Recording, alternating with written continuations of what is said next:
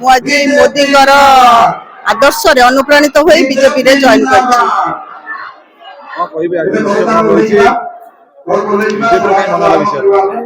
ଦେଖନ୍ତୁ ମୋର ତ ସବୁବେଳେ ମୁଁ ଲୋକମାନଙ୍କ ପାଇଁ କାମ କରେ। ଆପଣ ମୋର ଦେଖିପାରିବେ ମୋର ପୂର୍ବର ଯୋଉ କର୍ମ ମାନେ ମୁଁ ସବୁ କରିଛି ସେଗୁଡ଼ା ସବୁ ଦେଖିପାରିବେ। ମୁଁ ଲୋକମାନଙ୍କ ପାଇଁ ବହୁତ ଜନହିତକର କାର୍ଯ୍ୟ କରେ। ତେଣୁକରି ଗୋଟେ ସରକାରୀ ଦଳରେ ରହିଲେ ଲୋକମାନଙ୍କର ଯୋଉଠି କାମ ଗୁଡାକ ଅଟକି ଯାଉଛି, ଯୋଉ ଗୁଡାକ ଆମେ ମଣିଷ ସାଧାରଣ କର୍ମୀ ଯାଇକି ପହଞ୍ଚି ପାରୁନାହାନ୍ତି, ଗୋଟେ ଦଳୀୟ ପ୍ରାର୍ଥୀ ହେଲେ ସେମାନେ ଯାଇକି ଲୋକମାନଙ୍କ ପାଖରେ ସହଜରେ ପହଞ୍ଚି ପାରିବେ ଆଉ ପାୱାର ରହିଲେ ଆହୁରି କାମ କରିପାରିବେ। ସେଥିପାଇଁ କି ମତେ ମୋଦିଙ୍କର ଆଦର୍ଶ ନୀତି ଆଉ ଯୋଉ ଗୁଡାକ ରହିଛି ଧର୍ମ ଉପରେ ହିନ୍ଦୁ ରାଷ୍ଟ୍ର ଗଠନ ଉପରେ ସେଗୁଡାକ ମତେ ବେଶୀ ପ୍ରଭାବିତ କରିଛି।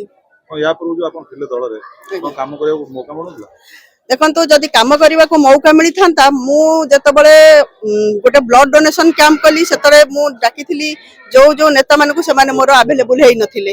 ମୁଁ ବହୁତ କାମ କରିଛି ଯୋଉଟା କି ମତେ ବାଧା ଦିଆଯାଇଛି ଏବଂ ଆଗକୁ କାମ କରିବାକୁ ମୁଁ ଗୋଟେ ସୁଯୋଗ ଖୋଜୁଥିଲି, ଗୋଟେ ଖୋଲା ଫିଲ୍ଡ ଖୋଜୁଛି ଯୋଉଟା କି ଏଠି ମତେ ଦେବେ ବୋଲି ସେମାନେ ପ୍ରତିଶ୍ରୁତି ଦେଇଛନ୍ତି।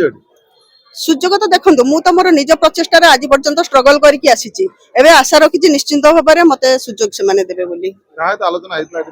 ଆଲୋଚନା ମତେ ନିରଞ୍ଜନ ଭାଇନା ସହିତ ହେଇଥିଲା, ମୋର ଯେ ଡିଷ୍ଟ୍ରିକ୍ଟ ଜିଲ୍ଲା ସଭାପତି ଅଛନ୍ତି, ପ୍ରିୟ ଭାଇଙ୍କ ସହିତ ହେଇଥିଲା, ଆମର ଯେ ସ୍ଥାନୀୟ ନେତା ଅଛନ୍ତି ସେମାନଙ୍କ ସହିତ କଥାବାର୍ତ୍ତା ହେଇ ଆମେ ମିଶିଛୁ।